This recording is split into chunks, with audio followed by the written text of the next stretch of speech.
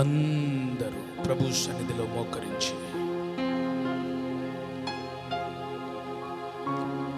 ఇంతవరకు పాటలతో దేవుని స్తుతించాం.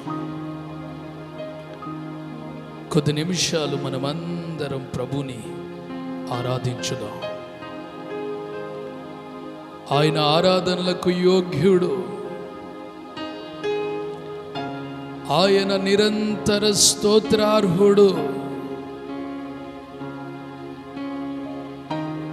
ఈ సిద్ధపాటు కూడికలో మళ్ళందరినీ దర్శించినట్లు హృదయపూర్వకముగా స్తోత్రం స్తోత్రం స్తోత్రం హల్లెలూయా.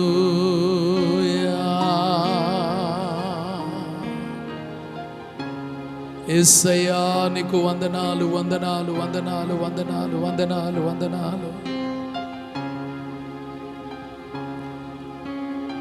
ఇకనైనా గాని ఇప్పుడైనా గాని దర్శించగా రావా. అభిషేకం లేక దర్శనము రాక, అభిషేకం లేక దర్శనము రాక నశించుచున్నానయ్యా, నశించుచున్నానయ్యా, నశించుచున్నానయ్యా, నశించుచున్నానయ్యా.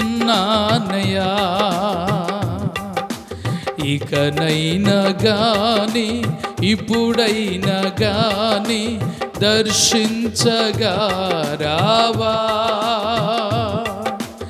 అభిషేకం లేక దర్శనము రాక, అభిషేకం లేక దర్శనము రాక నశించుచున్నానయ్యా, నశించుచున్నానయ్యా.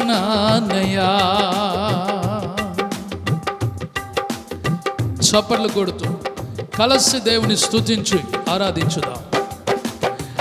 ఎండిన నేల వర్షము కోసం నెరలే విడచి చూస్తున్నట్లుగా, ఎండిన నేల వర్షము కోసం నెరలే విడచి చూస్తున్నట్లుగా నీ కోసం చూసానయ్యా నా యేసయ్యా.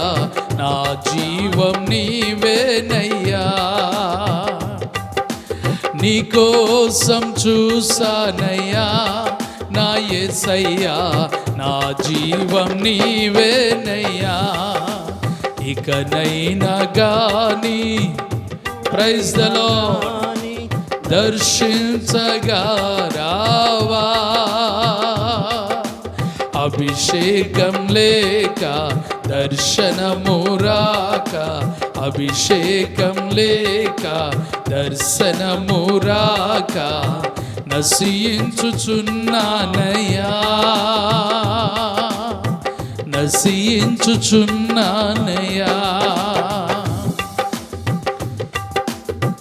కావలివాడు ఉదయం కోసం మెలకువ కలిగి చూస్తున్నట్లుగా, ప్రభువా కావలివాడు ఉదయం కొరకు ఎదురు చూసినట్లుగా ఇదిగో నీ కొరకు ఎదురు చూస్తున్నాము. చూస్తున్నట్లుగా కావలివాడు ఉదయం కోసం మెలకువ కలిగి చూస్తున్నట్లుగా నీ కోసం చూసానయ్యా నా యేసయ్యా. నా ధ్యానం నీవేనయ్యా, నీ కోసం చూసానయ్యా నా యేసయ్యా. నా ధ్యానం నీవేనయ్యా. ఇకనైనా గాని ఇప్పుడైనా గాని దర్శించగా రావా, అభిషేకం లేక దర్శనము రాక, అభిషేకం దర్శనము రాక నశించుచున్నానయ్యా, యేసయ్యా నశించుచున్నానయ్యా.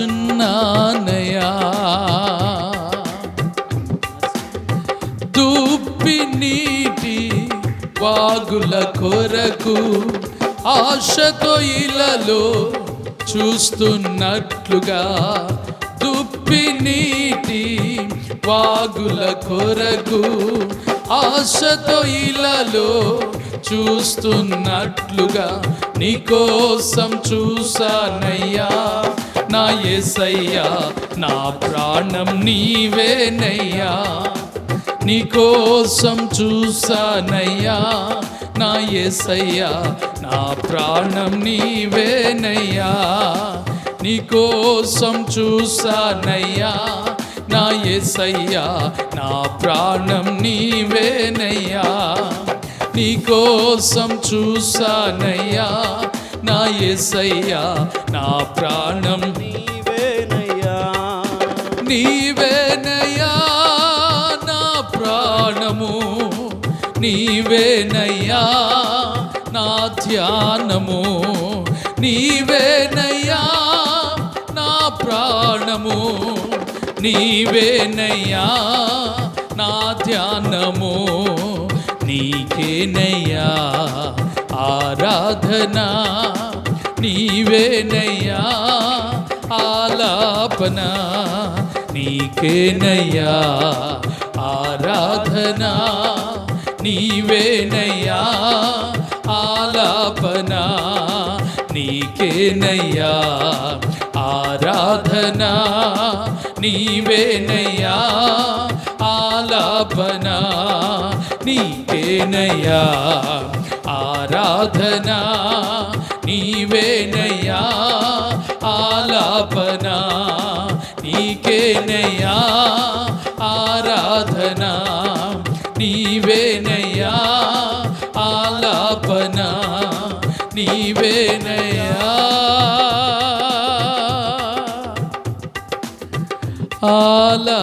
ఆలాపన.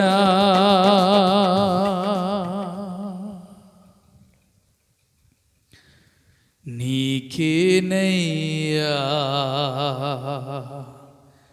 ఆరాధన, నీవేనయ్యా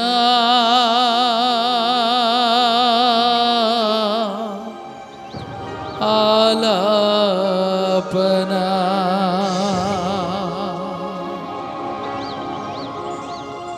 దుప్పి నీటి వాగుల కొరకు ఆశతో ఇలలో చూస్తున్నట్లుగా, నీకోసం చూసానయ్యా నా యేసయ్యా, నా ప్రాణం నీవేనయ్యా.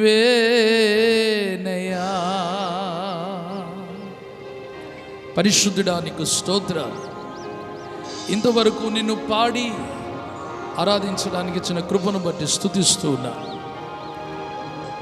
స్తుతిగన మహిమలు మీకే చెల్లునుగాక. ఎండిన నేలవలే ఆత్మవర్షం కొరకు ఎదురు చూస్తున్నాం.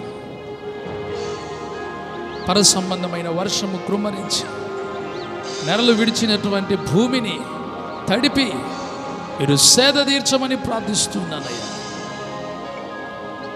దుప్పి నీటి వాగుల కొరకు ఆశపడినట్లుగా మా ప్రాణములు నీ కొరకు ఆశపడుతున్నవి. జీవము గల దేవుని కొరకు తృష్ణగొంటూ ఉన్నవి. తృప్తిపరచండి. యేసు నామములో ఈ స్తుతి ఆరాధన సమర్పిస్తున్నాను తండ్రి. ఆమేన్. దేవునికి మహిమ కలుగును గాక. దేవుని నామమునకు యుగయుగములు తరతరములకు స్తుతిగణ మహిమలు నిరంతరము చెల్లునుగాక. ఈ సిద్ధపాటు కూడికలో పరిశుద్ధ గ్రంథాలు తెరచి 107వ కీర్తన మొదటి వాక్యాన్ని చదువుతున్నాను. అందరము మీ గ్రంథాలు తెరచి జాగ్రత్తగా దేవుని వాక్యాన్ని చూడండి. యెహోవా దయాళుడు, ఆయనకు కృతజ్ఞతాస్తుతులు చెల్లించుడి, ఆయన కృప నిత్యముండును. చిన్న ప్రార్థన చేసుకుందాం. దయగల తండ్రి, నీ సేవకుని మరుగుపరిచి మా అందరితో మీరు మాట్లాడండి. యేసు నామములో ప్రార్థిస్తున్నాను తండ్రి, ఆమేన్. శుభప్రదమైన యేసయ్య నామంలో మీ అందరికీ కూడా నా నిండైన వందనాలు. చదవబడిన ఈ వాక్య భాగంలో దైవజనుడైన మోషే ద్వారా ఈ కీర్తన వ్రాయబడుతూ దైవజనుడైన మోషే యొక్క చక్కని విషయాన్ని ఇశ్రాయేలు ప్రజలతో మాట్లాడుతూ ఉన్నాడు. అదేంటంటే యెహోవా దయాళుడు. అందరూ చేతులెత్తి స్తోత్రం చెల్లించుదాం. చప్పట్లు కొడుతూ స్తోత్రం చెల్లించండి. హల్లెలూయా. ఆయన కృప నిరంతరం ఉంటుంది. ఎందుకంటే ఆయన దయాళుడు, ఆయన దయ కలిగిన దేవుడు, ఆయన కృప కలిగిన దేవుడు, ఆయన కరుణ వాత్సల్యత కలిగిన దేవుడు. కనుక ఆయన కృప నిరంతరం ఉంటుంది. ఎప్పుడు ఆయన కృప ఇశ్రాయేలు ప్రజల మీద ఉన్నదో, ఎలాంటి సమయంలో ఆయన కృప ఇశ్రాయేలు ప్రజలకు తోడుగా ఉండి నడిపించిందో దైవజనుడైన మోషే ఈ కీర్తనలో చాలా చక్కగా వివరించాడు. 5వ వచనం, ఆకలి దప్పుల చేత వారి ప్రాణము వారిలో సొమ్మసిల్లెను, వారు కష్టకాలమందు యెహోవాకు మొరపెట్టిరి, ఆయన వారి ఆపదలలో నుండి వారిని విడిపించెను. ఇశ్రాయేలు ప్రజలు అరణ్య మార్గంలో ప్రయాణం చేస్తూ ఉన్నప్పుడు, కానాను యాత్రలో సాగిపోతూ ఉన్నప్పుడు, వాగ్దాన భూమికి వెళుతూ ఉన్నప్పుడు, విశ్వాస యాత్రలో ముందుకు వెళుతూ ఉన్నప్పుడు వారి జీవితంలో ఎదురైనటువంటి సమస్య ఆకలి దప్పిక. చాలాసార్లు మన జీవితంలో కూడా ఏమి తినాలి, ఏమి త్రాగాలి, పని లేదు, ఎలా బ్రతకాలి, ఏం తిని జీవించాలి, ఏం ధరించుకోవాలి, పరిస్థితి ఏమిటి అని చాలాసార్లు మన జీవితంలో కూడా సతమతం అవుతున్నటువంటి పరిస్థితులు మనకు ఎదురవుతూ ఉన్నాయి. అలాంటి సమయంలో ఇశ్రాయేలీలు కూడా ఆకలి ఎలా తీర్చబడుతుంది, దప్పిక ఎలా తీర్చబడుతుంది, అరణ్యంలో ఆహారం ఎక్కడి నుంచి వస్తుంది, అరణ్యంలో నీరు ఎక్కడి నుంచి వస్తుందని కలత చెంది కలవరంతో ఉన్నప్పుడు మోషే దేవుని సన్నిధిలో ప్రార్థన చేశాడు. ఇశ్రాయేలు దేవుని సన్నిధిలో మొరపెట్టారు. కష్టకాలములో వారు యెహోవాకు మొరపెట్టగా ఆకాశము నుండి నా దేవుడు మన్నాను కురిపించాడు. గట్టిగా స్తోత్రము చెల్లించాలి. హల్లెలూయా. వారు కష్టకాలమందు యెహోవాకు మొరపెట్టిరి, ఆయన వారి ఆపదలలో నుండి వారిని విడిపించెను. ఈరోజు ఆకలి దప్పికతో ఉన్నావా, ఆందోళనతో ఉన్నావా? నెల 15 రోజులు అయిపోయింది. ఇంకెంతకాలమో ఈ లాక్డౌన్, ఎలా బ్రతకాలి, ఎలా పోషించబడాలి, పిల్లల సంగతి ఏంటి, పెద్దల సంగతి ఏంటి, అప్పుల సంగతి ఏంటి, నా బ్రతికేమిటి అని నీ జీవితంలో నువ్వు కలవరపడుతూ ఉన్నట్లయితే నా ప్రభు నీతో మాట్లాడుతున్నాడు. ఏమని? కష్టకాలంలో యెహోవాకు మొరపెట్టు, నా దేవుడు నిన్ను, నీ కుటుంబాన్ని, నీ బిడ్డలను ఆకలి దప్పికలు తీర్చే దేవుడాయన. ఆమేన్.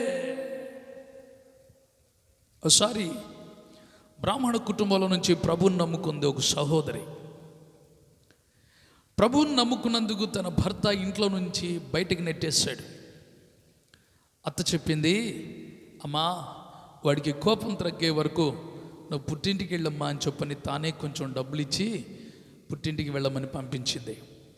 అయితే తాను ప్రయాణం చేస్తూ వెళుతూ ఉండగా కొంత దూరం వెళ్ళిన తర్వాత తన దగ్గర డబ్బులు అయిపోయాయి. ఛార్జీకి తన దగ్గర డబ్బులు లేవు. ఆ సమయంలో నడుచుకుంటూ పిల్లల్ని తీసుకుని వెళుతుంది. అప్పటికే 3 దినాలు అయిపోయింది. పిల్లలకు ఆకలి దప్పికల చేత చాలా ఆవేదనతో ఉన్నారు. పిల్లలు నడవలేకపోతున్నారు, స్పృహ తప్పిపోతున్నారు. ఇంతలో ఒక చిన్న బాబు స్పృహ తప్పాడు. ఆ పరిస్థితుల్లో ఆ బిడ్డను ఎత్తుకొని, చిన్న బిడ్డలిద్దరిని తీసుకొని త్వరగా నడుచుకుంటూ వెళ్ళేసరికి ఒక చిన్న పల్లెటూరు వచ్చింది.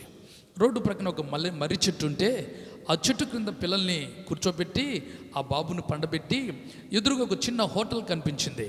అక్కడికి వెళ్ళి, అయ్యా నేను ఏ పనైనా చేస్తాను మీ దగ్గర, మొదట నా పిల్లలు ఆకలితో అలమటిస్తున్నారు, కొంచెం ఆహారం పెట్టండి అని అడిగింది ఆ సహోదరి.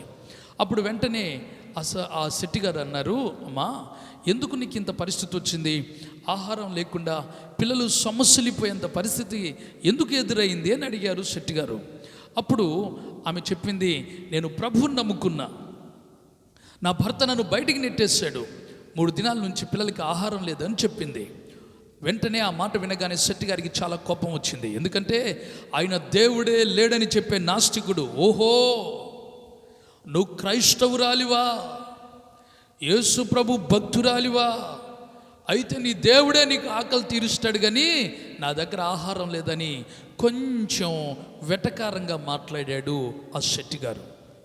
ఆమె మరలా వెళ్ళి ఏడుస్తూ ఆ బాబును ఒళ్ళో పండబెట్టుకొని ప్రార్థిస్తూ ఉండగా ₹1 నోటు ఎగురుకుంటూ వచ్చి ఆ సహోదరి ఒడిలో పడింది.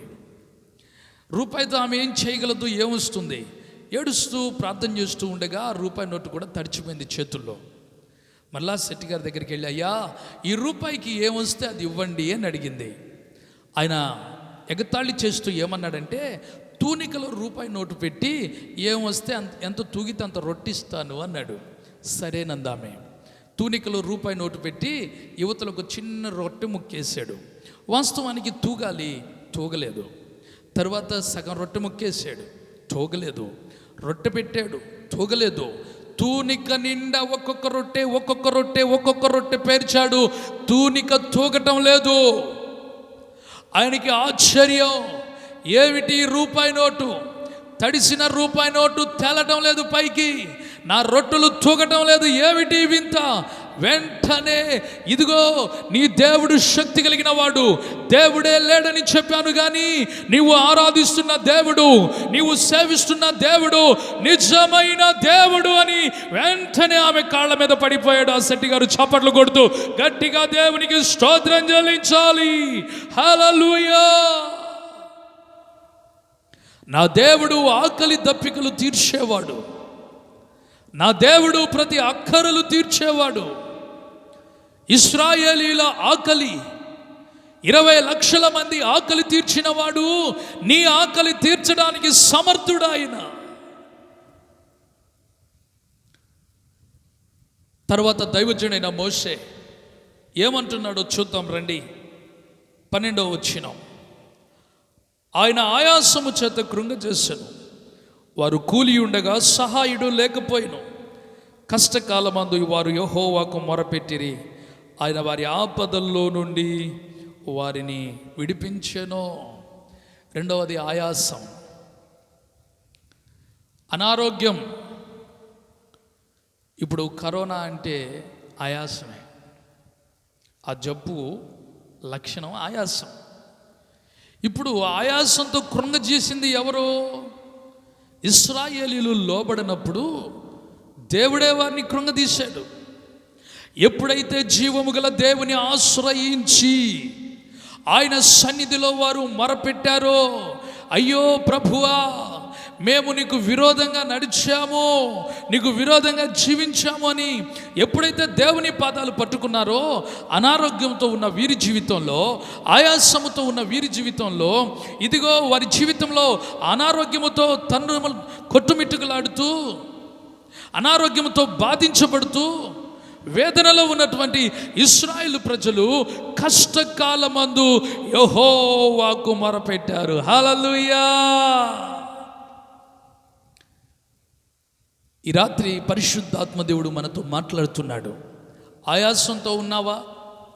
అనారోగ్యంతో ఉన్నావా? నీ జీవితంలో శరీర బలహీనతతో ఉన్నావా? నీ బలహీనత విడుదల పొందదని వేదన పడుతున్నావా? Don't worry. నా దేవుడు ఎవరో తెలుసా? ఆయన మాట శాసించగా తెగులు నిలిచిపోతుంది. హల్లెలూయా. ఆయన మాట శాసిస్తే చాలు, స్వస్థత కలుగుతుంది. నిన్ను స్వస్థపరచు యెహోవాను నేనే అని ఆయన వాగ్దానం చేసిన దేవుడు. హల్లెలూయా.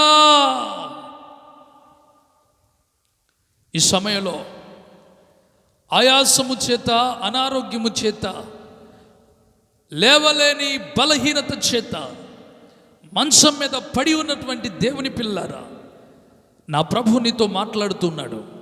సహాయం చేసేవారు లేరట. డాక్టర్లు లేకపోవచ్చు, నర్సులు లేకపోవచ్చు, తల్లిదండ్రులు విడిచిపెట్టవచ్చు, భార్య పిల్లలు విడిచిపెట్టవచ్చు. కానీ ఆయాసము చేత, అనారోగ్యం చేత బాధపడుతున్న నీవు ఆయన వైపు చేతులెత్తి నీ కష్టకాలములో, నీ వ్యాధి కాలములో, నీ బాధలో దేవునికి మొరపెట్టగలిగితే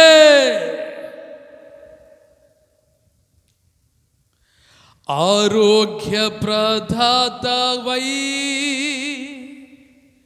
నా సంపదల ఘనివై, ఆరోగ్య ప్రదాతవై నా పరమ వైద్యుడవై, నా వ్యాధి బాధలలో నీ కృప చేత బలపరచుచు, నా వ్యాధి బాధలలో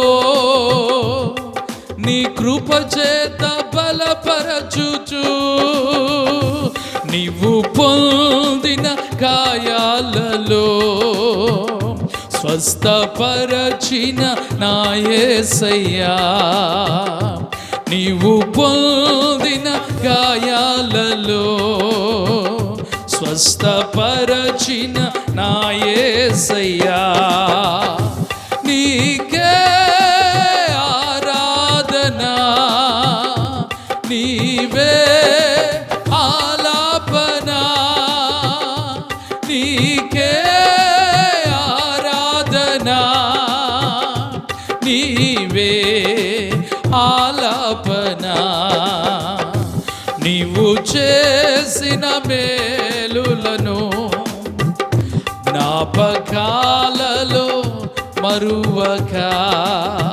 దేవునికి మహిమ కలుగును గాక. హల్లెలూయా.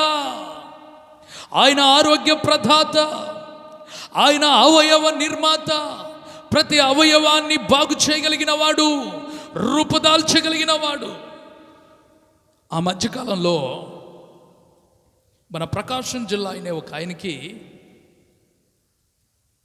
హైదరాబాదు హాస్పిటల్కి తీసుకుని వెళ్ళారు, గాంధీ హాస్పిటల్కి. ఏమైంది అంటే గుండె ఇక్కడ కొట్టుకోవట్లా, ఇక్కడ కొట్టుకుంటుంది. కనబట్టలేదు కదండి, డొక్కలో కొట్టుకుంటుంది. ఏమీ అర్థం కాక డాక్టర్లు ఇక్కడ చూపిస్తే ఇదేమి ఇంత జబ్బు, గుండె డొక్కలో కొట్టుకుంటుంది, హైదరాబాద్ రాసి పంపించాడు. హైదరాబాద్ వెళ్ళంగానే గాంధీ హాస్పిటల్ తీసుకెళ్తే ఆ డాక్టర్ చూసి ఇదేంటో అర్థం కావటం లేదు, గుండెంటో పొట్టలో కొట్టుకుంటుంది, ఇన్ని ఎక్కడికైనా తీసుకొని వెళ్ళండి, ఇది అమెరికా డాక్టర్ల లాంటి వాళ్ళకి తప్ప ఇది సాధ్యం కాదు అన్నారు. మరలా వాళ్ళు వచ్చేయడానికి సికింద్రాబాద్ రైల్వే స్టేషన్లో కూర్చుంటే అక్కడ ఎవరో ఒక విశ్వాసి చెప్పారంట, ఇక్కడ మౌలాలిలో ఒక పాస్టర్ గారు ఉన్నారు, ఈరోజు అక్కడ ఆన్లైన్ జరిగిద్ది, అక్కడికి వెళ్ళండి, దేవుడు కార్యం చేస్తాడని చెప్పారట. ఆ రాత్రి అడ్రస్ వెతుక్కుంటూ మౌలాలి అనేటువంటి ఆ ప్రాంతానికి, ఆ మందిరానికి తీసుకుని వెళ్ళారు. ఆ రాత్రి కాలం ఉపవాస ప్రార్థనలో సంఘమందరూ ప్రార్థన చేస్తున్నారట. హల్లెలూయా. చేస్తే పొట్టలో ఉన్న గుండె ఏం చేసిద్ది? వీళ్ళు ప్రార్థన చేస్తున్నారు. అర్ధరాత్రి వేళ ఆయన నిద్రపోతూ రోగి నిద్రలో నుంచి కేకలు పెడుతూ లేచాడంట. ఏంటంటే ఎక్కుతుంది అంటున్నాడట. ఏం ఎక్కుతుందిరా అంటే గుండె పైకి ఎక్కుతుంది. ఎక్కడికంటే మళ్ళీ ఇక్కడికి వచ్చింది గుండె. హల్లెలూయా. మళ్ళా మరుసటి రోజు గాంధీ హాస్పిటల్కి తీసుకెళ్తే డాక్టర్ గారు చూసి, డాక్టర్ గారు లేరని చెప్పమన్నారట. కాదండి, గుండె పైకి ఎక్కిందో లేదో చూడాలి. టెస్టులు చేస్తే మరలా గుండె ఉదయం చూస్తే ఇక్కడే కొట్టుకుంటుంది. ఇదే వింత. నా దేవుడు ఎవరు అంటే ఉన్నది లేనట్టుగా, లేనిది ఉన్నట్టుగా మార్చగలిగిన వాడు ఆయన. చప్పట్లు కొట్టి గట్టిగా స్తోత్రం చెల్లించాలి. హల్లెలూయా. మూడవది దైవజనుడైన మోషే అంటున్నాడు, 18వ వచనం, వారు మరణ ద్వారములో సమీపించుదురు, కష్టకాలమందు వారు యెహోవాకు మొరపెట్టిరి, ఆయన వారి ఆపదలన్నిటిలో నుండి వారిని విడిపించెను. మరణ ద్వారములో సమీపించారంట ఇశ్రాయేలీలు. ఇక మరణమే శరణము అన్నటువంటి పరిస్థితి అయిపోయింది. ముందు నొయ్యి వెనక గొయ్యి అన్నట్లుగా ఇక మరణ ద్వారములో వాళ్ళు ఉన్నారు. అడుగు లోపలికి పెడితే చనిపోతారు. ఏ ఒక్కరు కూడా బ్రతకరు. మరణము మృంగడానికి సిద్ధంగా ఉంది. మరణ కోరల్లో ఉన్నారు ఈ ప్రజలు. ఇక మేము చనిపోతాము అనుకుంటున్నారు. ఏ ఒక్కరు బ్రతకము అనుకుంటున్నారు. చావే శరణ్యము అని మరణ భయము చేత గుండెలు గుప్పెట్లో పెట్టుకొని ఆందోళనతో ఉన్న ఇశ్రాయేలీల విషయంలో దైవము కలిగిన దేవుని వైపు చేతులెత్తి కన్నీరు కార్చటం ప్రారంభించారు. ప్రార్థన ఆలకించినటువంటి దేవుడు మరణ ద్వారంలో సమీపించగా, మరణ బంధకాలలో ప్రవేశించగా, మరణ బంధకాలలో ఉన్నటువంటి ఇశ్రాయేలీలు మొరను ఆలకించి, కష్టకాలమందు వారి మొర విని, వారి ప్రార్థన ఆలకించి మరణ బంధకాల నుండి వారిని నా దేవుడు విడిపించాడట. హల్లెలూయా. అందుకోసమే 116వ కీర్తనలో చక్కని మాట రాయబడింది. అదేంటి? 116వ కీర్తన 8వ వచనం, మరణము నుండి నా ప్రాణమును, కన్నీళ్లు విడవకుండా నా కన్నులు, జారి పడకుండా నా పాదములను నీవు తప్పించి ఉన్నావు. సజీవులున్న దేశములో యెహోవా సన్నిధిని నేను కాలము గడుపుదును. మరణ బంధకాల్లో ఉండగా మరణము నుండి నా ప్రాణాన్ని, జారి పడకుండా నా పాదాలను, కన్నీరు విడవకుండా నా కన్నీళ్లు నా దేవుడు తుడిచాడు. Praise the lord. మరణ భయముతో ఉండగా, జారిపడే పరిస్థితిలో ఉండగా, మరణ ఆందోళనతో కలవరముతో ఉండగా నా దేవుడు సెలవిస్తున్న మాట ఏంటో తెలుసా? మరణ భయం నుండి నిన్ను తప్పించి నీ కన్నుల నుండి కారుతున్న ప్రతి బాష్ప బిందువులను ఈ రాత్రి ఆయన తుడవబోతున్నాడు. ఆమేన్. ఈరోజు మరణ భయంతో ఉన్నావా? చనిపోతానేమోనని కలవరపడుతున్నావా? ఇదిగో నా ప్రభు నీతో మాట్లాడుతున్నాడు. మరణం నుండి నీ ప్రాణాన్ని తప్పించే దేవుడు, జారి పడకుండా నీ పాదాన్ని తప్పించే దేవుడు, కన్నీళ్లు విడవకుండా నీ కన్నీటిని తుడిచే దేవుడు నీతో ఒక వాగ్దానం చేస్తున్నాడు. అదేంటో తెలుసా? సజీవుల దేశంలో నిన్ను నిలపబోతున్నాడు. హల్లెలూయా. సజీవులున్న దేశంలో నీవు కాలము గడపబోతున్నావు. సజీవులతో కలిసి దేవుని ఆరాధించబోతున్నావు. సజీవులతో కలిసి దేవుని స్తుతించబోతున్నావు. దేవుని గణపరచబోతున్నావు. అందుకొరకే మోషే అంటున్నాడు, యెహోవా దయాళుడు, ఆయనకు కృతజ్ఞతాస్తుతులు చెల్లించండి. ఆయన కృప నిరంతరము నిలుచును. ఆయన కృప నీతో, నీ బిడ్డలతో, నీ భర్తతో, నీ భార్యతో, నీ తల్లిదండ్రులతో, నీ అత్తమామలతో ఆయన కృప నిలవబోతుంది. ఎందుకంటే ఆయన దయాళుడైన దేవుడు, ఆకలి దప్పుల నుండి నిన్ను విడిపించేవాడు. ప్రాణము ఆయాసము చేత, అనారోగ్యము చేత నువ్వు బాధపడుతున్నప్పుడు ఆయన స్వస్థపరిచే దేవుడు. నీ జీవితంలో మరణ భయము చేత కలవరపడుతుండగా మరణ శాసనములను కొట్టివేసి, మరణ భయము నుండి తొలగించి, నీకు ఆయుష్నిచ్చి, నీ ఆయుష్ను పెంచి నా దేవుడు సజీవులతో కలిసి ఆయన్ని ఆరాధించడానికి ఆయన సన్నిధిలో నిన్ను నిలపబోతున్నాడు. అలాంటి కృప నా దేవుడు ఈ సిద్ధపాటు కొడికలో పాల్గొన్న మన అందరికీ అనుగ్రహించునుగాక. ఆమెన్. అందరూ మోకరించండి, ప్రార్థన చేద్దాం. ప్రతి ఒక్కరు కూడా మోకరించి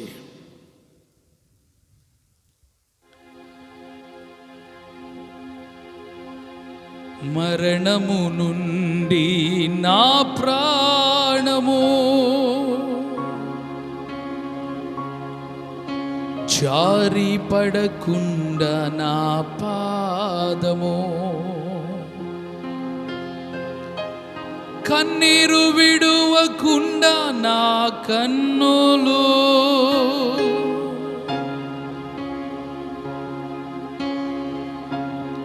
తప్పించినావే నా యేసయ్యా. ఆరాధనా స్తుతి ఆరాధనా నా యేసు రాజా, రవికోటి తేజా,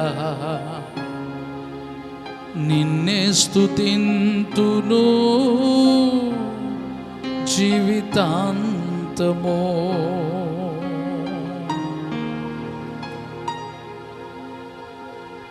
ఈరోజు నువ్వు ఆకలి దప్పులతో ఉన్నావా? కష్టకాలంలో ఉండగా దేవునికి మొరపెట్టు. అనారోగ్యంతో ఉన్నావా? నీ కష్టకాలంలో దేవునికి మొరపెట్టు. మరణ భయములో ఉన్నావా? దేవునికి మొరపెట్టు.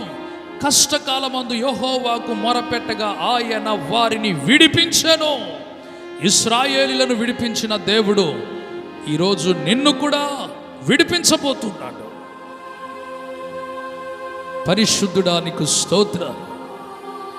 మీరు మాట్లాడిన అమూల్యమైన మాటల చేత ఈ సిద్ధపాటు కూడికలో ఒక్కొక్క బిడ్డను మీరు బలపరచండి. ఇశ్రాయేలీయులు ఎక్కడైతే తప్పిపోయారో తెలుసుకున్నారు. నీ పాదాలు పట్టుకొని మొరపెట్టారు. కష్టకాలంలో కన్నీరు కార్చారు. నీవు వారి మొరను ఆలకించిన దేవుడవైనందుకు స్తోత్రాలు. ఈరోజు ఈ వాక్యము విని ఎందరూ నీకు మొరపెడుతున్నారో, ఆకలి దప్పుల నుండి, అనారోగ్యాల నుండి, మరణ భయము నుండి బిడ్డలను విడిపించి ఈ సాక్షి బిడ్డలుగా నిలబెట్టండి. యేసు నామములో ప్రార్థించి బిడ్డలను దీవిస్తున్నాను తండ్రి. ఆమేన్. తండ్రి అయిన దేవుని ప్రేమ, కుమారుడైన యేసయ్య కృప, పరిశుద్ధాత్ముని సన్నిధి మనందరికీ తోడుగా ఉండి నడిపించును గాక. ఆమేన్, ఆమేన్, ఆమేన్. అందరికీ యేసయ్య నామములో వందనాలు.